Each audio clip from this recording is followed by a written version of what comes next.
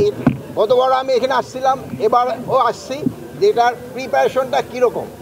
আমি দেখলাম প্রিপারেশন বেশ ভালো হয়েছে এবং আপনাদের আমি আশ্বস্ত করতে চাই গতবারের চেয়েও এবার পূজা আরও ভালোভাবে হবে, এটা একটু উৎসব মুখর হবে এবং সবাই এটার পবিত্রতা বজায় রাখবে। এটা কিন্তু একটা ধর্মীয় অনুষ্ঠান, এটার কিন্তু একটু পবিত্রতা বজায় রাখতে হবে। এই যে আপনারা অনেকে দেখি দুই একটা যে স্যান্ডেল নিয়ে কিন্তু এটার উপরে উঠবেন না, এতে কিন্তু এর পবিত্রতাটা কিন্তু নষ্ট হয়। যেহেতু ধর্মীয় অনুষ্ঠান, ধর্মীয় সব রীতিনীতি মেনে আপনারা এখানে যার যার কাজ সে করবেন এবং আমি আশা করব পূজাটা খুবই নির্বিঘ্নে হবে এবং উৎসব মুখর হবে। আর আপনারা জানেন আমার বোন অলরেডি বলছে যে গতবারের থেকে কিন্তু ছুটি বাড়াই দেওয়া হয়েছে এবং পূজা মণ্ডপের সংখ্যাও কিন্তু বাড়ানো হয়েছে। এর আগে গত 15 বছর ছিল 2 কোটি টাকা সরকার দিত, কিন্তু এবার কিন্তু সরকার 5 কোটি টাকা সরকার দিছে। গতবার ছিল 4, এবার 5 কোটি টাকা সরকার দিছে। এজন্য এরপরও যদি কোনো রকমের কোনো ধরনের প্রয়োজন থাকে আমরা অবশ্যই দেখব। প্লাস আপনারা জানেন পূজা যেন নির্বিঘ্নভাবে হতে পারে, এই জন্য আমরা একটা কিন্তু নতুন অ্যাপও খুলেছি, কোথায় কি ঘটবে এটার সাথে সাথে যেন জানা যায়। আর আরেকটা জিনিস হলো এবার এটার শান্তি শৃঙ্খলা রক্ষাতে আমরা কিন্তু পূজা কমিটিকেও কিন্তু আমরা অনুরোধ করেছি, তারাও এটা সব সময় অবজার্ভ করার জন্য তাদেরও কিন্তু 7 জন লোক থাকবে, আমাদের আনসার থাকবে, অন্যান্য আইনশৃঙ্খলা বাহিনীর লোক থাকবে, পুলিশ থাকবে, সাথে সাথে তাদেরও নিজস্ব লোক থাকবে। কোনো 24 ঘন্টা এটা পুরো অবজারভেশনের ভিতরে থাকবে। মানে এইটা অবজারভেশন কিন্তু শুরু হয়ে গেছে, মানে পরিচালনা পর্ষদ দেওয়া কিছুদিনের ভিতরেই কিন্তু আইন শৃঙ্খলার বাহিনীও লোক চলে আসবে। কিন্তু আপনাদেরকে আমি আমার সবচেয়ে বেশি অনুরোধ হলো এটা পবিত্রতা আপনারা রক্ষা করবেন এবং সব ভালোভাবে যেন সবাই এটা উদযাপন করতে পারে, এটার দিকে খেয়াল করবেন। এটা কিন্তু শুধু হিন্দু ধর্মের লোকে আসে না, সব ধর্মের লোকে কিন্তু এটা দেখার জন্য আসে।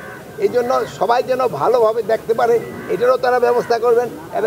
আর এই যে এইখানকার যে পরিচালনা পর্ষদ আছে তারাও কিন্তু গতবার খুবই সুন্দরভাবে সুষ্ঠুভাবে এবং উৎসব মুখর পরিবেশে এটা কিন্তু করতে পারছে, এবারও তারা করবে এটা আমি আশা করি। আর এখানে আইন শৃঙ্খলা পরিস্থিতি ভালো থাকবে, এখানে কোনো রকমের কোনো অসুবিধা হবে না। এইবার কি কোনো ধরনের জঙ্গি হামলার কোনো ধরনের কোনো হামলার কোনো হুমকি নাই, সব কিছু ভালোভাবে। আপনারা তো শুনছেন আমাদের ভাই বোনেরা অলরেডি কিন্তু তারা বলছে।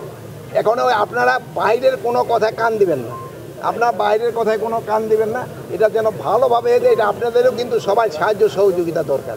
এবার ধরেন যে আপনাদের আজকে কিন্তু একসাথে করতে অনেক সময় লেগে গেছে, বাট এটা যেসব সে ঠাকুর পূজা পরিচালনা করব সেই সময় কিন্তু আমাদের এত গন্ডগোল করলে হবে না। আমাদের অ্যাপ সম্বন্ধে বলা হয়েছে তো, আর এটা ডিটেল আপনারা জেনে নেবেন। আমার মনে হয় শোনেন, তাদের নিজেদের ভিতরে সব জায়গায় হয়, কিন্তু আজকাল ভাই বোনের ভিতরে আন্দোলন থাকে, ভাইকে ভিতরে থাকে, পাড়াপড়শিদের ভিতরে থাকে, বাট এটা যেহেতু ধর্মীয় অনুষ্ঠান এখানে কোনো আন্তঃকন্দল থাকবে না, সবাই একসাথে এটা উদযাপন করছে। আর আপনাদের কাছে এই যে ভাই যেটা বললো যে কোনো বিভ্রান্তিকর তথ্য আপনারা